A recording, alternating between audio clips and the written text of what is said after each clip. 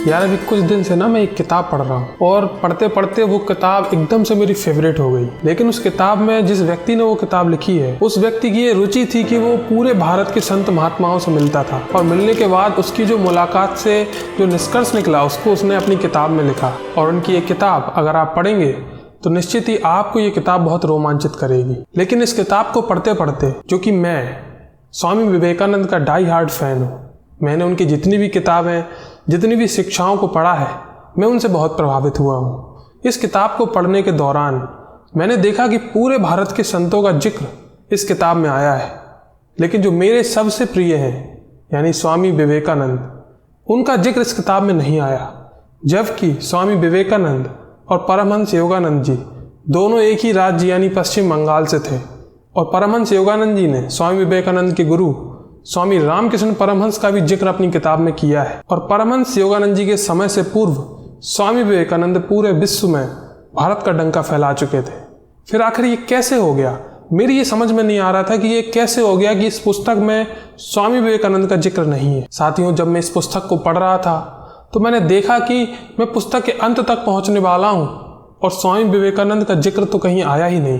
मैं बहुत दुखी हो गया और आप में से भी शायद बहुत सारे लोग बहुत दुखी हो गए होंगे कि स्वामी विवेकानंद का जिक्र परमहंस योगानंद जी ने क्यों नहीं किया। लेकिन पुस्तक को पढ़ते पढ़ते एक समय आता है जब मैं बहुत खुश हो जाता हूँ। यह है चैप्टर 47। जब चैप्टर 47 मेरे सामने आता है और मैं स्वामी विवेकानंद का नाम देखता हूँ तो मैं खुशी से झूम उठता हूँ। और उतनी ही खुशी आपको भी हुई होगी उस पुस्तक में स्वामी विवेकानंद का नाम पाकर, क्योंकि स्वामी विवेकानंद भारत के लिए कोई आम व्यक्ति नहीं है। अगर पूरी दुनिया में भारतीय संस्कृति और परंपरा का डंका किसी ने सबसे पहले बजाया था तो वो थे स्वामी विवेकानंद। साथियों, इस पुस्तक में एक ऐसी घटना का जिक्र किया गया है जिससे हमें ये तो पता चलता ही है कि परमहंस योगानंद जी किस स्तर के योगी थे। इसके साथ साथ हमें यह भी पता चलता है कि स्वामी विवेकानंद वैश्विक स्तर पर अपनी कितनी छाप छोड़ चुके थे। इस पुस्तक में एक व्यक्ति का जिक्र आता है और उस व्यक्ति का नाम है डिकिंसन। तो बात कुछ ऐसी है कि परमहंस योगानंद जी जब भारत से लौटकर अमेरिका जाते हैं तो वो अपने साथ अपने जो चाहने वाले हैं अमेरिका में उनके लिए कुछ उपहार लेकर जाते हैं। जब वह अमेरिका पहुंचते हैं तो वो टाइम क्रिसमस के आसपास का समय था और वो अपने सभी प्रिय मित्रों को उपहार देते हैं। और उसी क्रम में जब वह डिकिंसन को एक चांदी का गिलास उपहार में देते हैं तो उस उपहार को देखकर डिकिंसन बहुत चौंक जाता है और वो जाकर एक कोने में बैठ जाता है। उस समय किसी ने उस पर ध्यान नहीं दिया, लेकिन कुछ समय बाद डिकिंसन परमहंस योगानंद जी के पास वापस आते हैं और वो कहते हैं कि आपने जो हमें चांदी का गिलास दिया उसके लिए बहुत बहुत धन्यवाद। लेकिन इस उपहार से संबंधित मैं आपको एक सत्य घटना बताना चाहूँगा। डिकिंसन स्वामी परमहंस योगानंद जी से कहते हैं कि जब मैं 8 साल का था तो मैं अपने बड़े भाई के साथ अपने गांव के एक तालाब में नहा रहा था। साथियों, ये बात भारत की नहीं, ये बात अमेरिका की है। डिकिंसन 8 वर्ष के थे तब वो एक तालाब में नहा रहे थे और धोखे से उनका पैर फिसल जाता है और वो तालाब में डूबने लगते हैं। उसी समय जब वो तालाब में अंदर डूबे हुए होते हैं, उनकी आंखें खुलती हैं और उन्हें सामने एक व्यक्ति का चेहरा दिखाई देता है। वो व्यक्ति डिकिंसन से कहता है कि डरो मत, हिम्मत रखो। और इतने में डिकिंसन का बड़ा भाई एक लकड़ी का टुकड़ा वहां डाल देता है। डिकिंसन उसको पकड़कर बाहर आ जाता है। इस घटना को हुए काफी दिन बीत चुके थे। 1893 को डिकिंसन अपनी माँ के साथ शिकागो शहर की यात्रा पर था जब उसकी उम्र लगभग 16 वर्ष की रही होगी।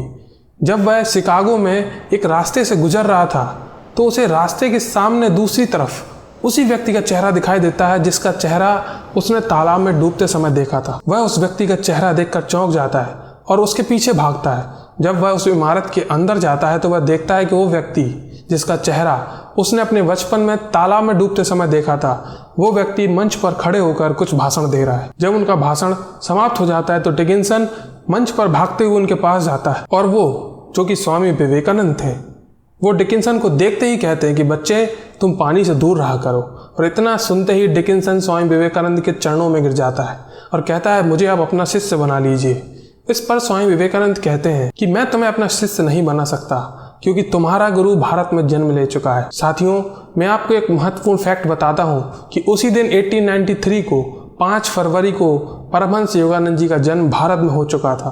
तो उस समय जब स्वामी विवेकानंद अमेरिका में डिकिंसन से मिल रहे थे तो उन्हें यह पता था कि भारत में योगानंद जी का पुनर्जन्म हो चुका है और उन्हें पता था कि परमहंस योगानंद जी भारत की धर्म ध्वजा को लेकर अमेरिका जरूर आएंगे और तब वह इस व्यक्ति को अपना शिष्य बनाएंगे। उन्होंने डिकिंसन को आशीर्वाद दिया कि तुम्हारा गुरु जब अमेरिका आएगा तो वह तुम्हारे लिए एक चांदी का गिलास उपहार में लेकर आएगा।